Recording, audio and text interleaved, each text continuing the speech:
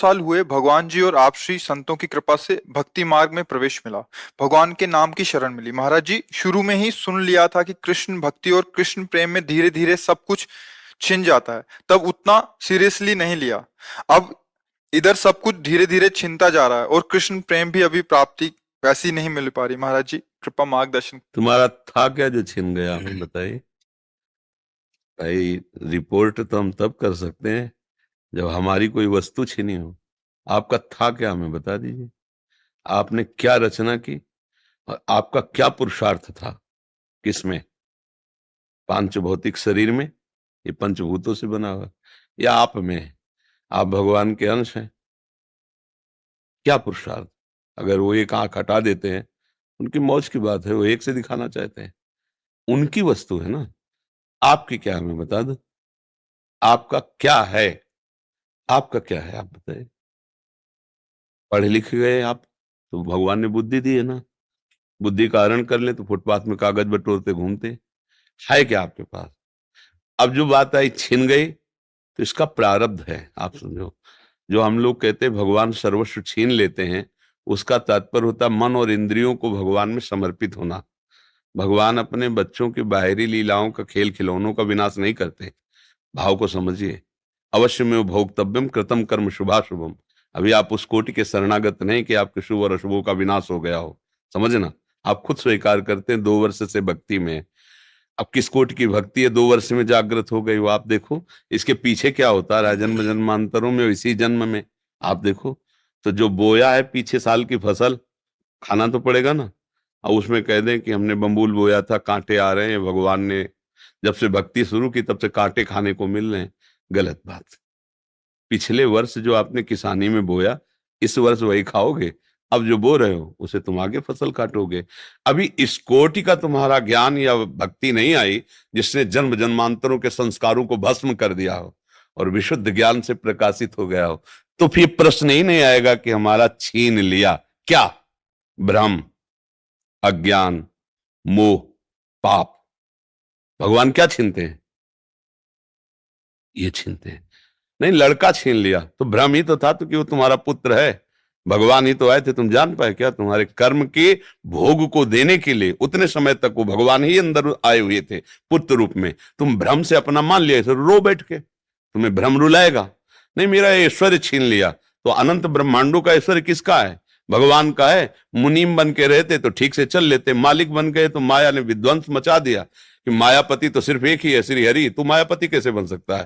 तू मेरा बेटा बेटा बन के रहता, मुनीम बन के रहता तो मालिक की संपत्ति। अगर मुनीम रहोगे तो घाटा मुनाफा में समान रहोगे।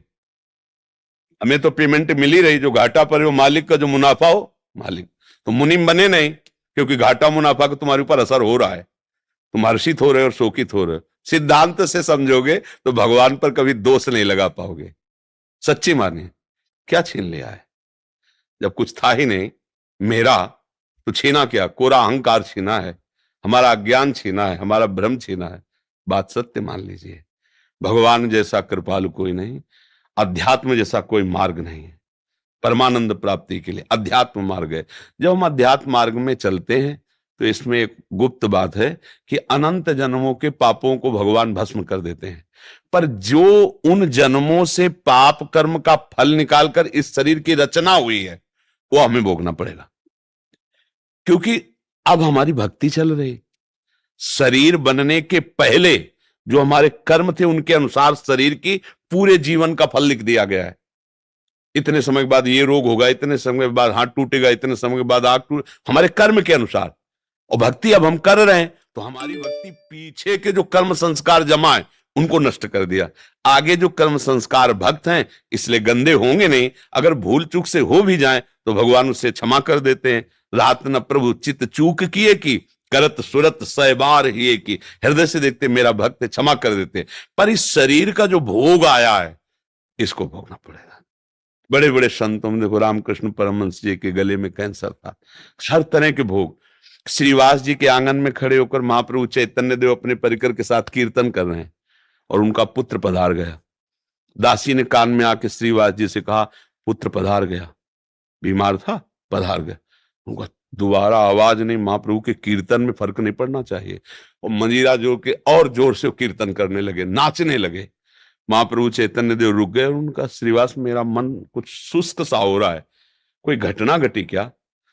उनका, प्रभु क्या घटना घट सकती, जहां आप मंगल मूर्ति नाम कीर्तन हो रहा वहां घटना क्या घट सकती? तब किसी भक्त ने बताया कि श्रीवास का बेटा पधार गया है। तो उनका बताया कि, उन्होंने बोले प्रभु बताने की क्या बात है, आपका था, आपने उसे अपनी सेवा में भेज दिया। और जिस जीव को यह सौभाग्य मिले कि आप स्वयं कीर्तन कर रहे हैं और वो पधार रहा है, इसके लिए तो बड़े बड़े ऋषि मुनि याचना करते हैं। प्रभु ये कोई शोक की बात है, ये कोई दुख की बात है? ले, वो आनंदित है, पुत्र पधार गए, वो आनंदित है कि उस जीव को जो सौभाग्य मिला। बड़े बड़े ऋषि मुनि ऐसी याचना करते हैं, और वो था नहीं मेरा, आपका था, आपने बुला लिया आपने। अब ये है भक्ति का रंग, इसमें क्या छिन गया? जो जीव जितने समय के लिए आए उतने समय तक रहेगा और चला जाएगा। ये शरीर जितने समय तक के लिए पहले ही निर्धारित हो चुका है, इसके बाद ये चला जाएगा। भैया, अगर विवेक से देखोगे तो भगवान की कृपा तुम्हें दिखाई देगी, अविवेक से देखोगे तो लगेगा भगवान के साथ हमने क्या बुरा किया जो उन्होंने हमारा छीन लिया। और भगवान स्पष्ट कह रहे हैं, अवश्य में वो भोक्तव्यम कृतम कर्म शुभाशुभम, भोगना पड़ेगा तुम्हें जो तुम कर्म कर रहे हो। एक उपाय है, ऐसी शरणागति प्राप्त करो कि अहम भी समर्पित हो जाए, तो सब भस्म हो जाएगा। अभी उसमें प्रवेश ही नहीं हुआ है, उस शरणागति में तो प्रवेश ही नहीं हुआ। जिसे शुद्ध परमार्थ कहते हैं, उसका ककारा भी नहीं आता है, तो वो बात तो बनी नहीं। तो इसलिए बात को अंदर से हटाओ कि भगवान छीन लिए, भगवान कृपा कर रहे हैं, सच्ची मानो। हमारे जितने कर्म है, अगर वो हम पर टूट पड़े, हाँ, तो एक श्वास लेने लायक नहीं, हम ऐसे ऐसे कर्म किए हैं। इसलिए भगवान की कृपा मनाओ और भक्ति में आगे